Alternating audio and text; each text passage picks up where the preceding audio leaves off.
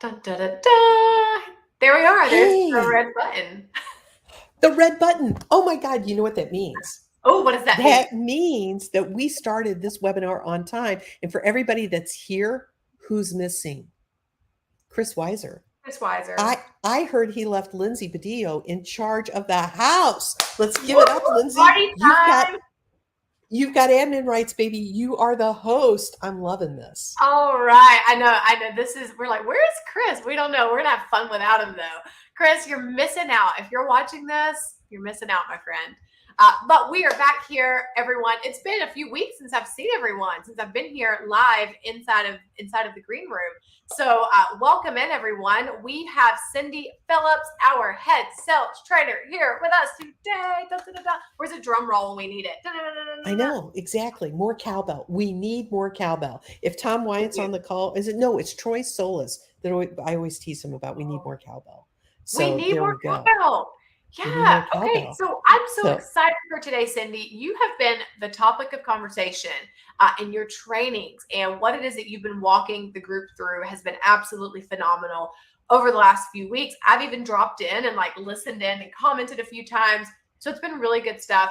I think my camera's glitching. Can you hear me okay? Is everything good? I can hear you just fine, but every once in a while, I got to tell you, girlfriend, every once in a while you go neon. It's so cool. It's right down at the bottom, so we can still see your face and everything looks good. But yeah, you do have a tiny glitch, but I don't think it should hurt us. I just saw it again. I just saw it. You know what? We're going to run with it anyways. I've just gotten new internet installed this week. So those of you that were here with us a few weeks back, whenever I was doing the lives and we were doing our marketing process, I think you guys remember Chris fussing at me about my slow internet. So I go out and we get new internet installed. We fired our old internet providers. We now have fiber internet, and it is faster, but I've had these weird glitchy things happen. So maybe there's an IT person in the room. I don't know. But all I know is Chris is looking out for both of us, because you know what, folks? Remember the last 3 weeks where I only had one screen, a small screen on a laptop? Baby, I am cruising with 3 screens now. So if I'm not looking at the camera and I'm not making great eye contact, you're going to know it's because I'm mesmerized by this sea of awesome curved screens, baby. Curved screens. It's like, talk about an upgrade, man. Oh, and just for everybody on the call, if you're watching us on Facebook, if you want us to see your name, which we dearly love to know exactly who says what, you need to enable StreamYard. You need to authorize it so that we can see your name. Because right now, we got a couple of comments, more cowbell, and absolutely from Facebook users, right? But we don't know who you are. Oh, Ramon, there you go. Raymond, yes, he's hopping in with our, it could be your internal network setup. Thank you. I'm going to check. Oh, there's your IT support right there. Yeah, I'm going to need contact support. I'll be putting in a ticket today.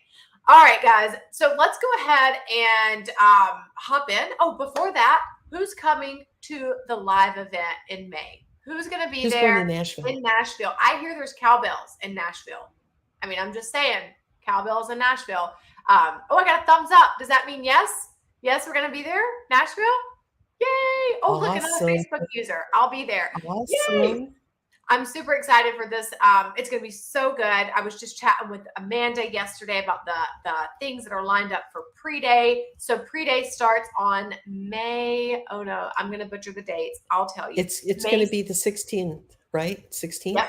Tuesday, May 16th, we'll kick off with pre-day, and then we'll move into day 1 and day 2 on May 17th and 18th. So if you have not registered your spot, check this out. I got this cool link right here, and you can go register for your spot. So there you go. Okay, fantastic. All right. Well, for everybody on the call, we run on MSP time, which means we say we're starting at 12:30. We're here. We green room it up just to get everybody feeling comfortable, knowing what we're going to do. And then, boom, it's 12:35. So we're going to put the slides in now. Ooh, and we're going to go, baby. We're going to go to the normal stuff. So this is week 4 in a 4-week program. We had 4 weeks of marketing with Lindsay. Woohoo, Lindsay. And then we had 4 weeks of sales with Cindy. And next week, we start another section. And I'll be giving you a little preview into that as we finish up today.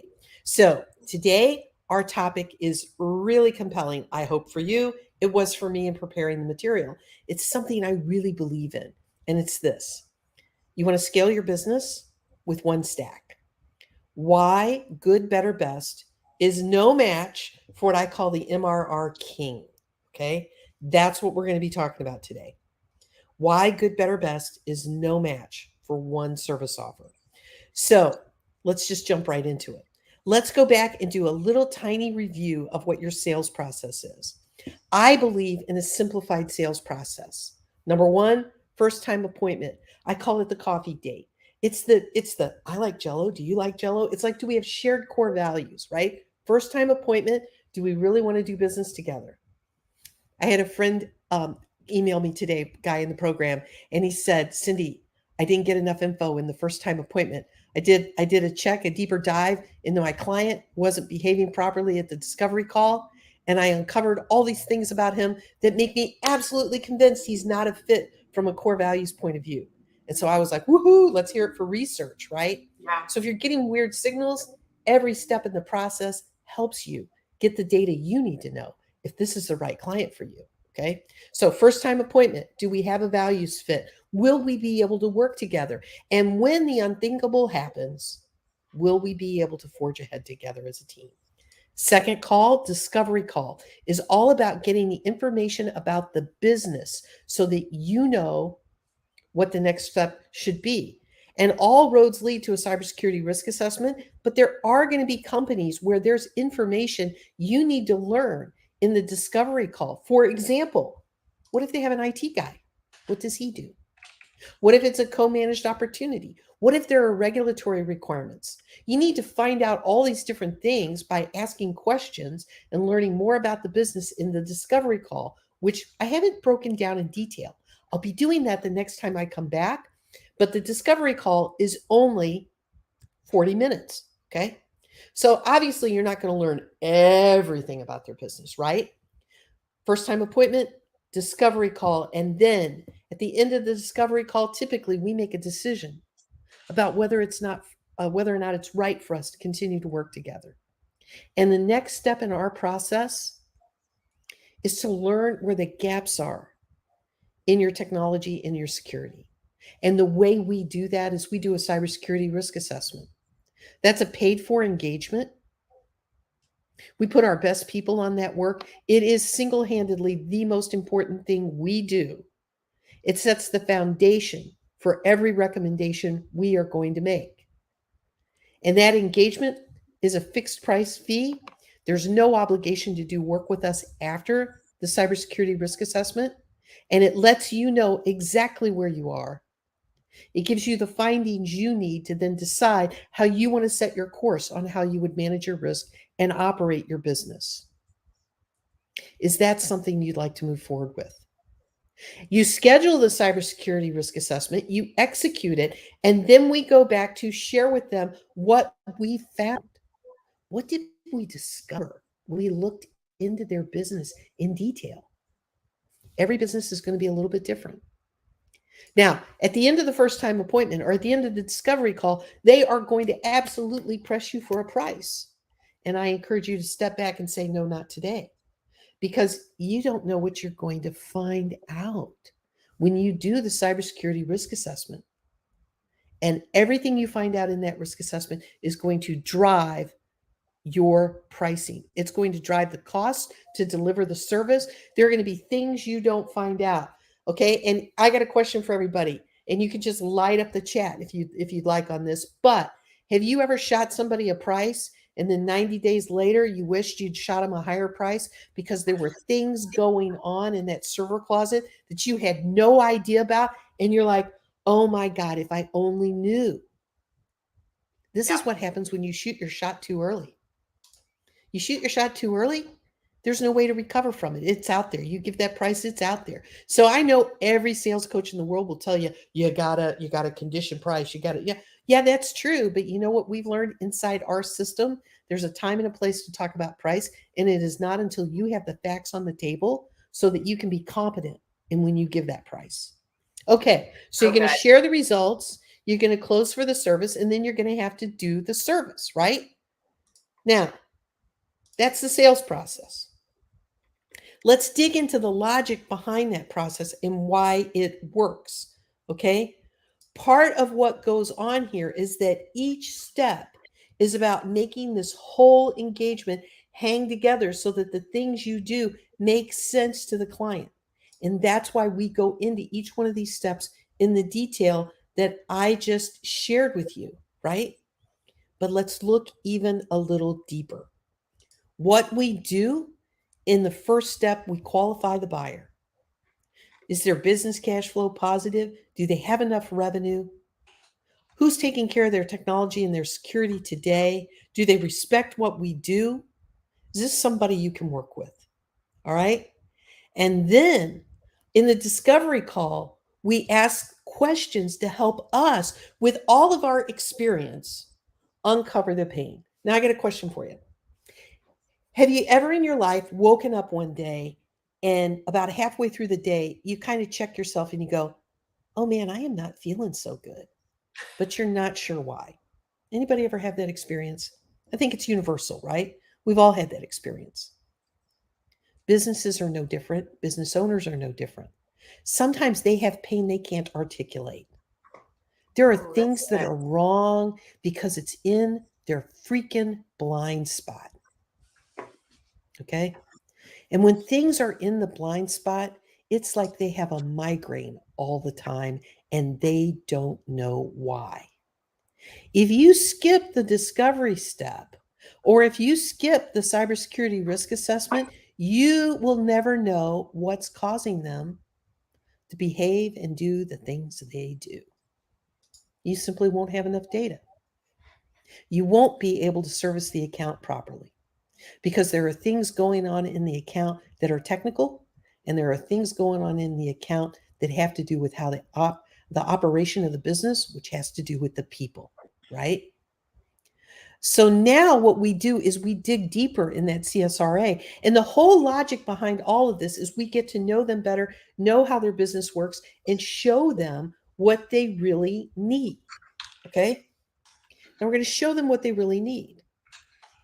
But how can you show them what they really need if you offer choices? And I want to take this back to universal experiences. Okay? You go to the eye doctor. Is this better or is that better? Right? One or two. Do they give you options on the prescription for your glasses? Do they tell you that the astigmatism correction is optional? Do they tell you that? No, they do not. Because what does the eye doctor do? They do enough tests, follow the dot. Is this brighter or is this brighter? You know, is it green or is it red, right? All those tests, probably everybody on the call's had an eye exam. And if you haven't, you're extremely lucky. Now let's go to a second example where there's an examination, the cybersecurity risk assessment. There's an examination to figure out what you need. And this is a place where people always do think it's optional. It's when we go to the dentist. Anybody ever go to the dentist and he says, there's a small cavity here we need to track?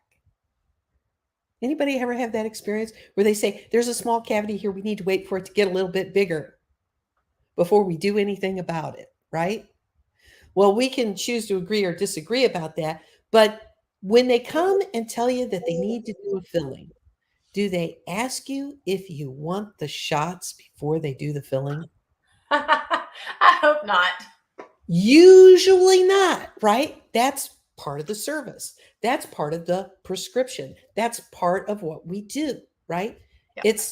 It's like that great spaghetti sauce, my favorite Italian mother, Prego. It's all in there, baby, all together, right? Oh, I don't want that. I don't want that. I don't want that. I don't want that. When we offer choices to the client in good, better, best, we did that from a place of sincere service because at one point in time, we were taught that's how to do it.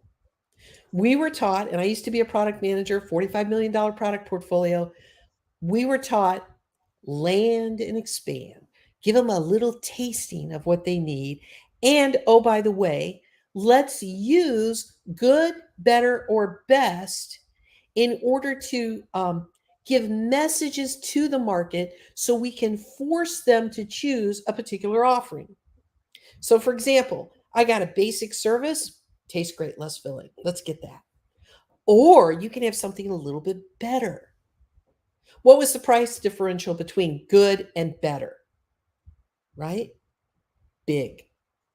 Or maybe it was kind of small, but you do things with the pricing of good and better to figure out where you want to drive people, because all these price numbers were in your control, right? So you do good, get you a little bit of service. Do better. Oh man, better looks really a lot better because look, man, if I calculate the per unit price, oh, that looks way better. Oh, that looks really good. Oh, but best, we all know people who only buy the best, right? Are you one of them? Do you only buy the best? Do you say to yourself, you know what, I'm only going to buy the best and I'm only going to cry once instead of having to pay a little bit at a time? I want to give a shout out to Brian Hornig, who's one of our members. His grandfather taught him that a cheap man never stops paying, or it was something very close to that. Brian, if you're on the call, help me out in the chat and tell me exactly what that quote was, because it changed my life. It was like, oh my God, if you cheap out early in the process, you just keep paying and paying and paying and paying, right? So true. Because you never have what you really need. It's kind of a little bit of that built for life movement that we see, right? I bet you there are guys on this call right now that have got a built for life pair of Red Wing shoes on, right? Those Red Wing boots that everybody's got, right? The little steel eyelets. I'm a shoe person. No, Anyway, I don't know what those are. I'm trying to picture those, and I'm okay, not. well, I'm going to have to introduce you to Red Wing shoes and Bloodstones. Those are the other Do ones. that. Flip on. Well, no, Very I good. think I'll that's send a you good some point, quotes. though, Cindy. What do you think? Do you think that this is the way that our MSPs have always done it? Was this the model 10 years ago or 20 years ago to have a tiered system? Oh, absolutely. Okay. Absolutely. Absolutely. It was the model. And there were a couple of really wonderful people who've done a lot of training in the MSP world who still believe this is the way to go. There are people who build software products that believe this is the way to go, right? And there are a couple of reasons why this doesn't work, okay? Mm-hmm. And the first reason is that things have changed. And what's happened when things changed is the cyber threat changed. So if I offer you good, better, or best, which cyber threats do you want me to let through? None of them. I don't want any of the threats to come through. Which threats are you willing to say, come on, baby, doors wide open?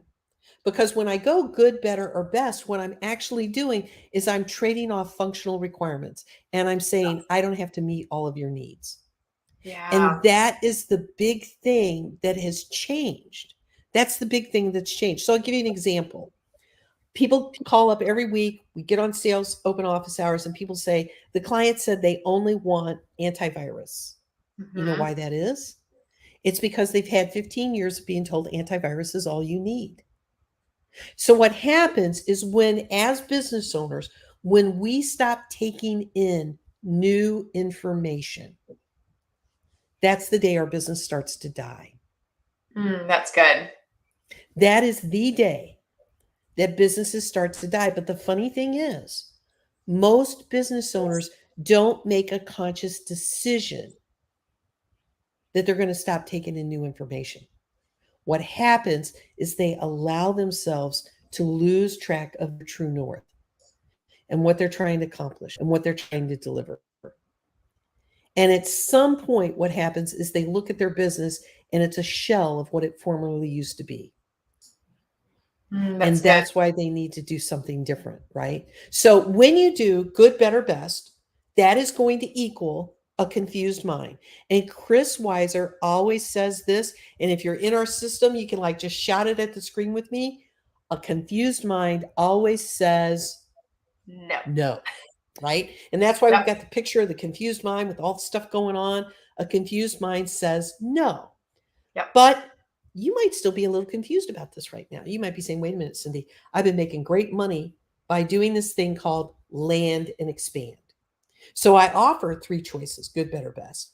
And then I go back 6 months later, or I go back 12 months later, and I add on, okay? And now I want to turn my attention to the stack question. I've been talking sales all the way up to here. Now I want to turn my attention to the stack question. Mm-hmm. When you do good, better, best, does your stack protect the business? That's the question. Hmm. And I bet each of you listening to this call right now have a different answer to that. Because there are lots of ways we can bucket up the technical requirements and we can say, yes, I can meet your requirements. But there's something that happens when you do that. And you're making a decision to run a calculated risk. And my question for you is, do you know the implications of those decisions, of what those risks are going to do? Because there's risk on both sides of the equation. There's risk on the side of the equation with the client, and there's risk on your side of the equation. So I want to talk a little bit about what it means to you to run your business, because as Lindsay knows, and some of the folks on the call, I run a program called Trailblazers for Chris, and on there we worry about operational efficiency.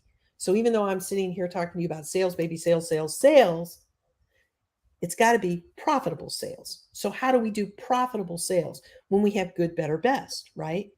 Because the real question is, what about upgrades? I want to have an upgrade model, right? You want to have an upgrade model? I respectfully submit that you can do it in a lot of different ways, but you always have to come back to the fundamental question of, does your stack protect the business? And in answering that question, does the stack protect the business? You're going to have to be just a little bit hard nosed, because at every layer in this picture is an opportunity for hackers to pierce your security veil. So, for example, the human component. Do you agree that it's the number one risk for the business, the people? Do you agree that the people are always operating for the best interest of the business, but they sometimes do things that do not serve them well? We know it happens all the time. So if you don't double down on making sure that people are following the rules with the appropriate policies and the appropriate tools at the finger level, right? Like, what am I doing about these things? What am I doing about the keyboards? What am I doing about the person part of it, right? What am I doing about all that? What am I doing about the email? What am I doing about making sure the email is handled appropriately? Is that something, do I really want to make that in my second wave of offers, right? It's really hard to draw the line on what should be in good, better, and best. And probably the easiest way to draw the line, where a lot of people have done it in the past, is they say, okay, I got a standard, and then I come back later and I sell SIM and SOC on top of it. SIM and SOC are really expensive. I don't have a lot of experience with it. I don't really think I need it. This is a small business. It's in a hideaway somewhere. Nobody knows they're out there. And we tell ourselves, we make a lot of justifications to make that good, better, best decision feel good. Yep. But would you really want to leave gaps in your coverage? No. So you have to look at the threat landscape. And what I would encourage you is, there's no better time than right now to make a decision in your own beady-eyed self-interest that you have standards. What happens when you have standards? Now, we can look at the cybersecurity standards, and we can absolutely authoritatively and definitively say these words. Number one, we're going to adhere to a specific standard. Let's just take the NIST standards. We're going to be a NIST shop, right? Or we're going to be a PCI compliance shop, or whatever the standard you want to pick. I like NIST. We're going to be compliant with those standards, right? And to that end, that drives everything that we do. So when you make the first decision about what standards you're going to adhere to, this makes all downstream decisions very simple. So why is it that people don't make that simple decision of what they stand for and what they stand against?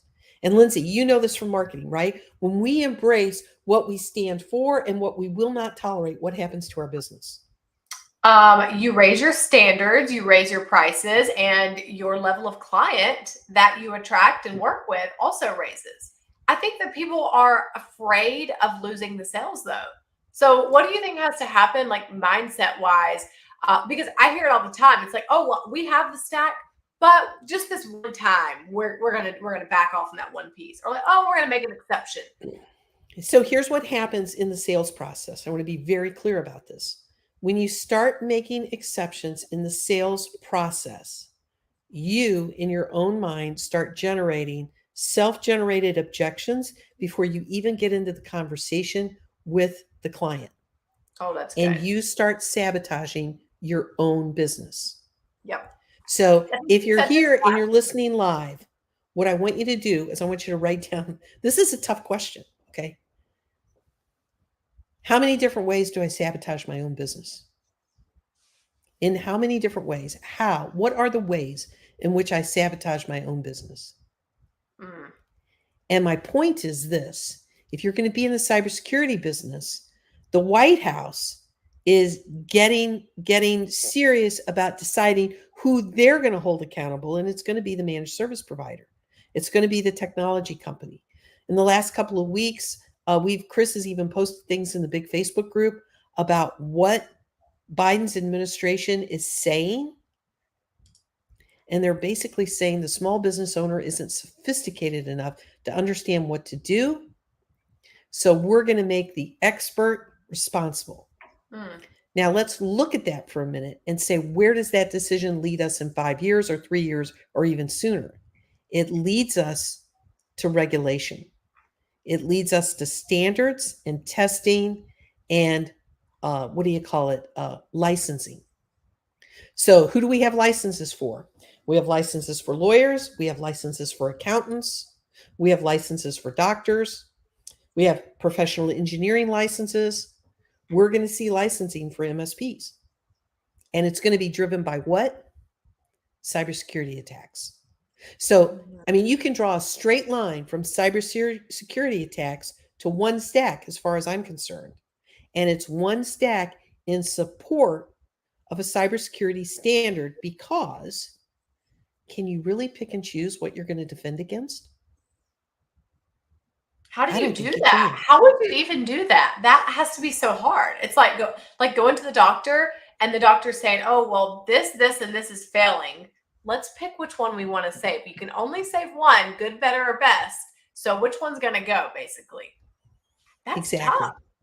That's exactly right. So let's kind of turn our attention into how we define our offer, okay? Because I'm really on fire about this idea. When we talk about good, better, and best, our focus is primarily on the first item here. It's primarily on the tool stack, okay? It's primarily on the tool stack. But the tool stack is not the whole situation here, because there's the scope of what you're covering from a technical perspective. But the second thing is you've got to worry about the people. You know, there's been an age-old triangle that's been out there in the tech world forever called people, process, and technology. And we have always, in general, as a group of technical people, over-focused on the technology leg in that three-legged triangle. Yep. What standards do, specifically the NIST standards and the CMMC standards and others as well, is they focus on the other two pieces. They focus on the people and they focus on the policies or the procedures, right? People, process breaks down into policies and procedures. So in your service offer, are you designing in from the beginning executive meetings? And I'm not calling these things QBRs, because we all know you don't do the QBRs, and we all know the clients don't show up for them. So it can't be called a QBR, because that's not what it is, right? But you need executive involvement. And remember, when you do a cybersecurity risk assessment the way we recommend, everyone in the decision-making tree is interviewed and involved in the cybersecurity risk assessment process. So when you get to onboarding and it's time to onboard them, and you have an operational standard for how you do your onboarding, then what happens is you've got your executives involved on a regular basis. Now, I would be tying this to finance. And here's how I would do it. Do you think every business reviews their financial position at least once a month from from sales, accounts payable, accounts receivable, and cash position? Absolutely. So there needs to be a review also for security at that same level, because what are the criminals going after today? They're going after the money, right? So I was on a call this week with one of our clients who told me they had a client that called one day and said, "Hey, we need some more capacity because sales are up 400%." Well, let's look into that. You know Mm-hmm. what had happened? They had been hacked, and people were putting in false buying transactions and trying to get the company to ship out goods that were never going to be paid for at Oh a rate that was absolutely break the business size. Okay. my. And the reason it was caught was because there was a managed service provider in the loop looking at what was going on in that business and looking at it from a business perspective and saying, "Hey, wait a minute, we got to get in here and see what's really happening." Mm-hmm. And that happens when you have processes in place where things are getting checked. So this is the world we're going into, right? It's the world we're going into. And so when we look at defining your offer, it's not just about what tools are you buying from tool providers. It's about Yep. how you're taking those tools and then wrapping the workflow around it and wrapping the policies and the procedure around it so it's a true service. And that's where we really want to get to. This is So so good, Cindy, because it's an entire elevation in your mindset and in the way that you look at your business and in the way that you look at the position that you hold in your clients' companies. Because you go from being the person who, oh, I'm trying to get them into this QBR. I've got to force them to do these things. And you keep having to follow up, and you're basically kind of dragging them in the mud behind you to do the things. And I love the way that you positioned the executive role of, hey, like, this is a mandatory thing that we do every single quarter or monthly or whatever the case is. Here's our precise onboarding process. And you go from being the person that's having to hawk them down, and now you're the partner, right? Like, now they're this elevated position within the company, that they're chief technology officer or whatever we decide to call ourselves in that partnership. But I just feel like it has such a different feel to it.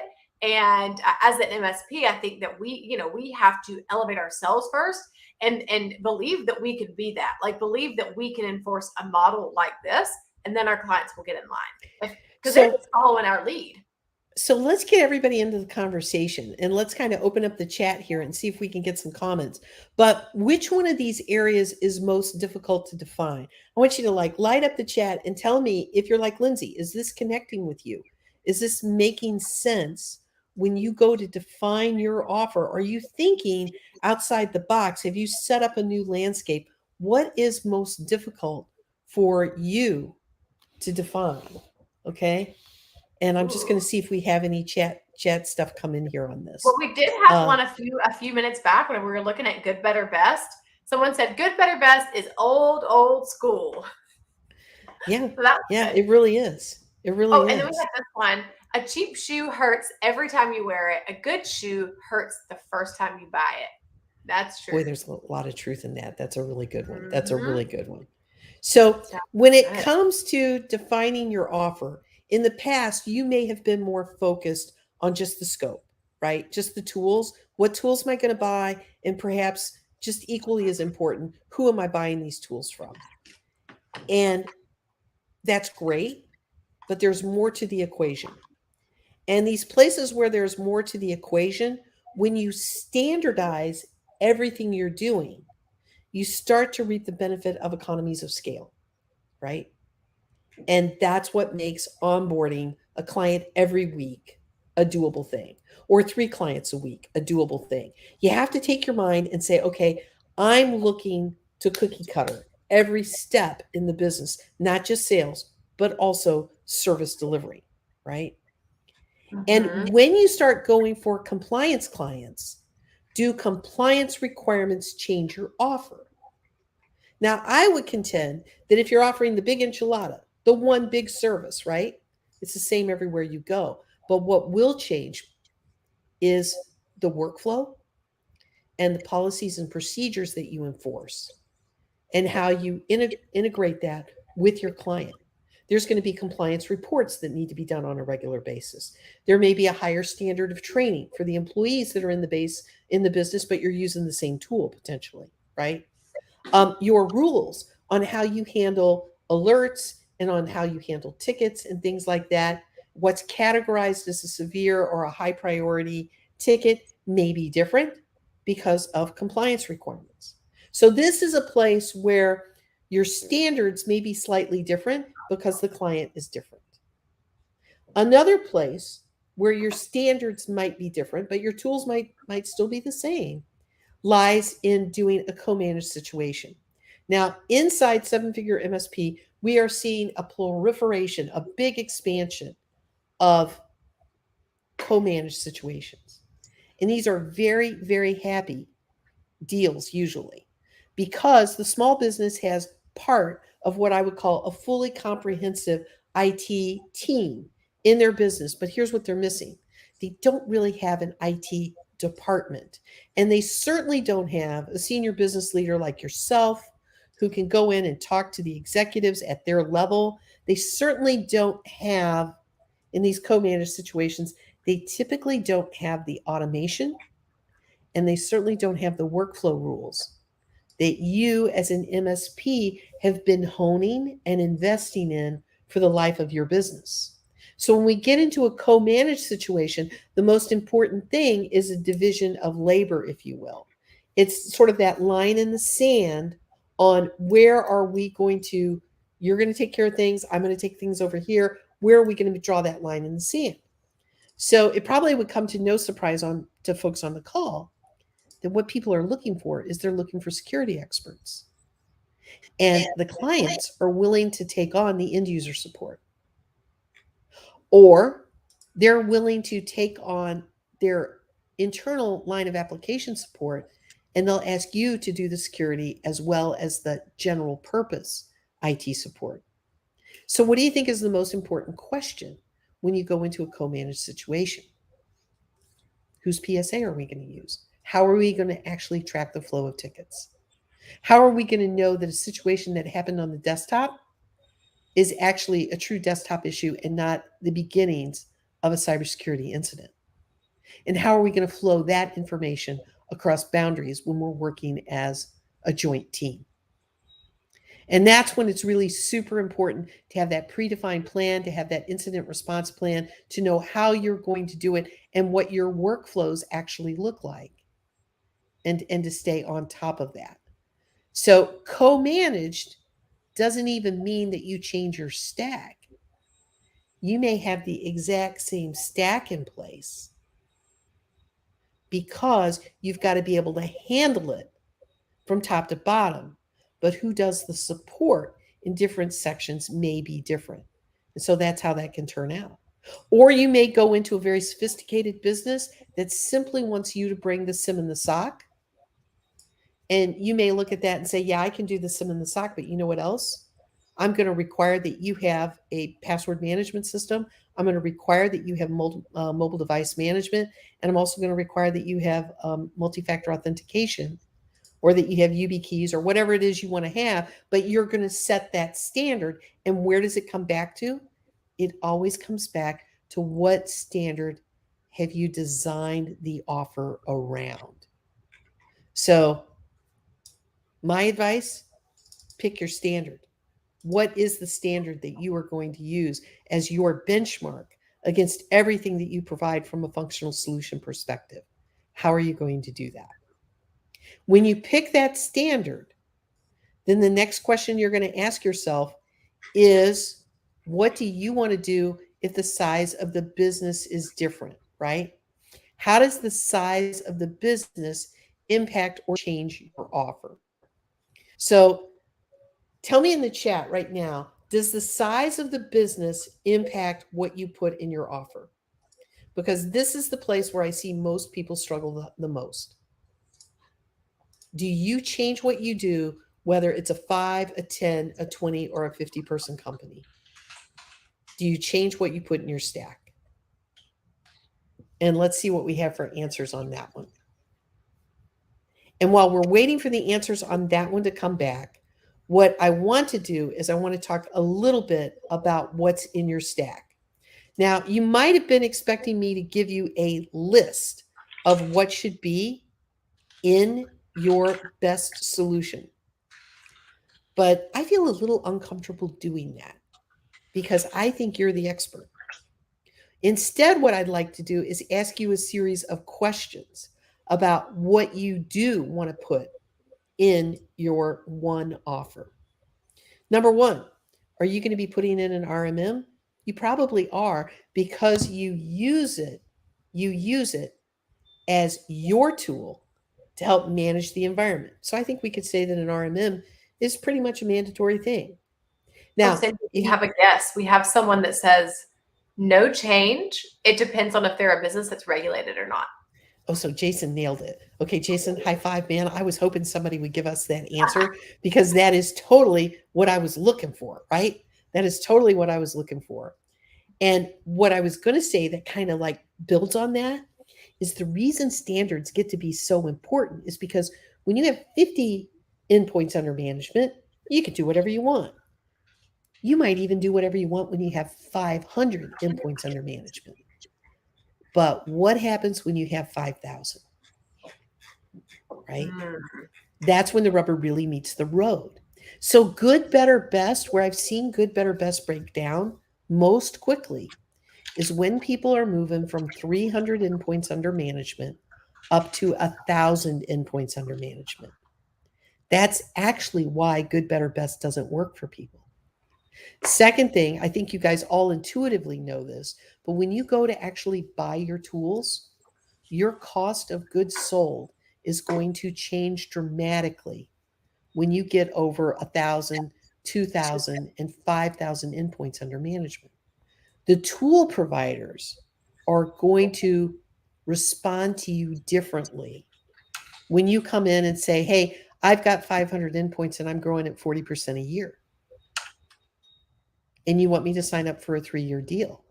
Well, instead of signing up for a 3-year deal that says my RMM is going to cost me whatever, let's call it $2 an endpoint, why don't we instead put together a deal that says over the next 3 years, I'm going to be doing business with you. And as I hit certain threshold levels, my unit cost on all of my endpoints goes down. How's that going to work for you? Right? And that's really the whole power behind applying that same logic across your full stack, not just your RMM, but now let's turn our attention from the RMM. Let's turn our attention to your advanced endpoint, your EDR, your endpoint detection and response. You're definitely going to have an endpoint detection and response tool, right? You're also going to standardize on your network management. You're going to standardize on your firewalls. You're going to standardize on your switches, right? You're going to standardize on your data backup play. You're going to standardize on your email and your email protection play, right? You're going to standardize on your password management and on your multi-factor authentication. You're going to standardize on those things as well. You're going to standardize on your security training, right? You're going to standardize on all of your network management tools, whether it's something like Nodeware, right? Or some other tool. You're going to standardize on what you want to use. And the reason it's so beneficial to standardize is because how many tools do you need to train your team on now? Well, you're probably going to have somewhere in the order of 10 to 20 tools in your environment.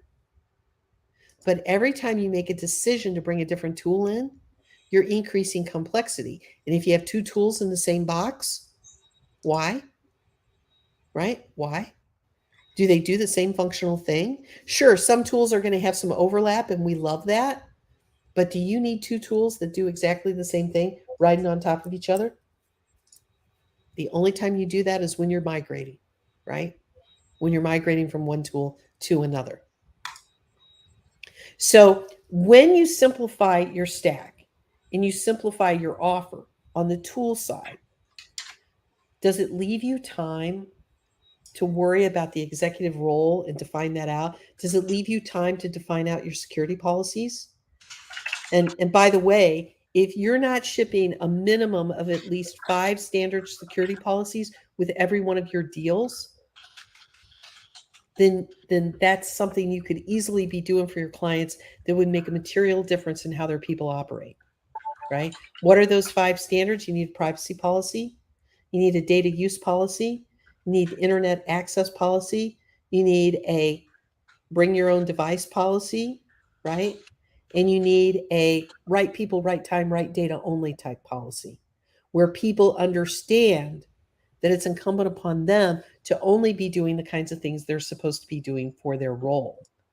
And to know that if you're not following the rules, there will be, what do you call it? Consequences, right? And of course, the business is going to decide what those consequences are, but you want to make it clear to everybody this is how we operate the company. Then you also want to put time into what your processes are. Now, notice most of us don't do what I call this soft work around the policies and procedures, about the people and the processes. We're constantly focused on the tools. So, on purpose today, I'm not talking about exactly which tools you should be using. But you know what, Lindsay? I've been going for about 40 minutes now, and I'm sure there's somebody on the call going like this. I want a list of tools, right? I Give want me a list list. of tools. Give me a list of the tools, right? Dun, dun. Give me a list of the tools. And to this, I've got to say my favorite thing, which is, do you want me to give you a list of the tools, or do you want me to give you a list of the functional requirements you need to manage your clients' risks? I think they want both. Yeah, they want both. But you know what? They want both. But the truth is, everybody's list of tools is different. And change. Right? It changes, right? And I think that it's important. We teach principles, not products, right? So let's stick with the principles, the things that we have to hit, no matter what tool is the thing right then. So I say go with the second one. That's my vote. Okay, now here's the thing. I need to know whether or not I've been successful today in convincing you that a single stack is scalable and efficient. That's the piece that the question I want you to have in your mind. Is a single stack scalable and efficient? Now, I know for a fact it is, because inside our Trailblazers program, we do annual deep dive reviews into people's businesses, and we specifically look at profitability. And the question I will ask you right now is, what would it mean to your life and to your business if you doubled your profit? That's awesome. It means everything. Yeah. It gives you free cash flow to invest in your business and to do things that you never thought were possible. So I am going to give you a list of tools, but I'm going to give it to you verbally. So you're going to have to write it down, or you're going to have to stop the tape and replay and stop the tape and replay, because I want you focused on this. I want you focused on what role one solution would play in your net profit and your success. So hit me up in the chat. Let me know, what role would one solution play? And while you're helping me out with that, with what one role, with what one role would mean to you, let me just share with you what I see in our coaching practice around what people are using. And to that end, I must give you my disclaimer, which is, at the Wiser Agency at 7-Figure MSP, we are definitely tool agnostic. Yep. Which means I know I'm going to leave out somebody who's a dear friend, because I'm just going off top of mind here. Okay. So the first thing, you need something to help you figure out if there's hackers in the house. Nodeware is a beautiful place to start. Okay. Nodeware. We've got many happy stories of people using Nodeware. I'm sure there are a lot of other tools other than Nodeware that you could be using, but Nodeware is the one that I hear the most mentions about. It helps you figure out what's going on in the network. Second tool that I think is truly unique in the marketplace, and one that, because you use it, you can tell a different story in the sales side of the equation with your clients. That second tool is Actifile. What I love about Actifile is that when you adopt that tool, you're able to use it in your cybersecurity risk assessments, and you're able to determine if there is data out there that's at risk. And you can reduce it to a simple percentage. Here's how much of your data is at risk. 42% of your data is at risk, including all your intellectual property. Does that concern you? Right? I can use that as a sales tool. The second thing that Actifile has that I truly adore is they have real encryption. And the encryption operates in such a way is that it doesn't slow you down. So Actifile, I can't recommend Actifile enough. Now, those are my two heavy hitters from the network and the data perspective. Now, what I want to do is I want to talk about the people, because the people really matter. So from the people point of view, you want to constantly be training. You want to always be training the people. And there are a lot of cybersecurity solutions on training. But you don't want to just train the people. You also want the people to follow the rules. Okay? So when I look for a solution this way, I look for a training solution that's also going to help me out with policies and procedures. That's Breach Secure Now. So I love Breach Secure Now because it fills both of those needs with a tool that helps me understand what do I need to be communicating to people. Now I need to be testing the people to see what's going on. And oh, by the way, it also has the capability to go out on the dark web and find out if the criminals know who you are. And I think that's super important. You got to know if you're in the game. So Nodeware, Actifile, Breach Secure Now, I look at those as 3 places to really hammer down, right? Now, the next tool I'm going to mention is one that is going to help you with your processes and with asking questions of your clients and making sure that you're covering all your bases. And I want to give a shout out to my friend Marnie Stockman at Lifecycle Insights. I'm sure many of you know about that tool, but that is a tool that I have some measure of familiarity with. You know, Chris will tell you I'm not technical and I can't turn on a laptop, all of which are true, but I can make Lifecycle Insights work for me. Ooh. So what I love about Lifecycle Insights, and I'm going to give a shout out to our 7-figure MSP Inner Circle Elite members. They all should know this, but I'm just going to shout it out for the new people because we've had a lot of new people joining recently. Lifecycle Insights, number 1, has our full sales process in it. So you can use it as a management tool to check off that you're not skipping steps, number 1. And number 2, the second thing that Lifecycle Insights has in it is it has all the questions we use for our cybersecurity risk assessment. So you can punch a button and get that report, okay? Very important things. Lifecycle Insights does 100 other big things, but you remember, you gave me permission to be your beady-eyed sales manager and to worry about how we run the play. And because of that, Lifecycle Insights is an integral part of my technology stack because it allows me to put this stuff on auto, right? And get the answers coming to me on a regular and repeated basis. And I can schedule this stuff all out like a project manager. And then what do I have? I have a repeatable method of doing things that might appear today to be too complex to do. Oh, Cindy, my head's going to explode. I'm drinking from a fire hydrant. There's too much stuff to keep track of here. This is why systems matter. This is why systems matter.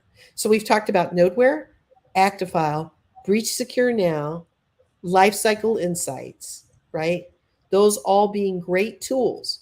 Now, when you start looking at your SIM and your SOC, there are a lot of great partners out there that you can talk to. When you start talking about your incident response, again, there are great partners you can talk to out there that are doing that kind of work. When you talk about what your EDR is, when you start talking about your password management, all that kind of stuff, there are great partners out there that you can talk to. But you know what? All of that is a lot of technical detail. And so next week, Ryan O'Hara is going to be here, and he's going to take you on a 4-week tour through the list. And I know you're going to want to be here for every one of those meetings because he's going to share with you in detail. And here's something about Ryan you may not know. Ryan operates an MSP. Ryan has been a member of our sales program, and I've been working with Ryan for at least 3 years. Well, more than 3 years. And so the thing is, he's walked the path that you're on right now and can understand and explain to you what you need to do in order to pick that standard, adhere to that standard, and put your tools in place in a manner that will not cause your technicians to get aggravated with you. So that's what we've got there. And Lindsay, that pretty much takes me through my slides. If you want to take the slides off right now. Yeah, absolutely. That was awesome, Cindy. You killed it without question. So Cindy actually has a little surprise for us. I'm operating the technical side over here. So I've just put up a link for Cindy. If you want to get a deep dive into what Cindy has just walked us through over the past 4 weeks, you can go to this link right here, chrisweiser.link/sales process, and this will take you to our full sales process workbook. This thing is like gold. Yeah. So here's the thing. This is something I tell everybody in onboarding every week. And don't laugh. You know I'm old school here, but don't laugh. Here's what you do when you go to that link and you download it. I want you to print out 3 copies. Yes, I said print out 3 copies. I know you never print out anything. I want you to print out 3 copies. Don't laugh. Here's what I want you to do with the 3 copies. Number 1, I want you to put copy number 1 on your desk. Okay? Okay. Here's why. You're going to talk to people on the phone. You're going to talk to people in Zoom rooms. You're going to be at your desk. And if you have the sales process workbook on your desk, you're going to use it. You're going to look at it. You're going to use it. And you're going to take it in. Spill some coffee on it. Make it look loved, right? But put one on your desk. Second copy goes in your car. Here's why it goes in your car. You're going to drive to sales calls. You're going to be sitting in the parking lot before you go on the sales call. And true confession, who gets that rush of adrenaline before you get ready to get out of the car? You know, I do. I know you do. You're going to get that rush of adrenaline and you're going to be thinking, I'm not enough. I don't know what to say. They're going to hate me. What do I do? And that's when you pull out the sales process and you turn exactly to the page that is exactly for the call you're going on. So good. Okay. And you just look at it. And oh, by the way, it's written so that you can read it. If you don't have your glasses, you can read it, right? And calm yourself and stay on your game. You know our target audience. Yeah, you got to stay, keep you on your game, right? Now, third copy, this is the joke. Now, remember, Power 3 will teach you that. If you're ever in our program, we'll teach you why Power 3 works. But the third place you're putting that copy, true confession, the bathroom. You put it in the bathroom. That's going to be the only private time you get. You can put it in there. You'll be thinking about something. You'll think, what did I do? Did I do it right? Should I do it different? How should I do these things? Boom, you put that third copy in the bathroom. And don't let anybody throw it away. There you go. There you go. So that's it for today, I think. Lindsay, what do you think? That was awesome, Cindy. You rocked it. That was incredible. We had several people on watching us, so thank you all so much for hanging out. I think that was beautiful. Go make sure that you follow this link. Go grab your download.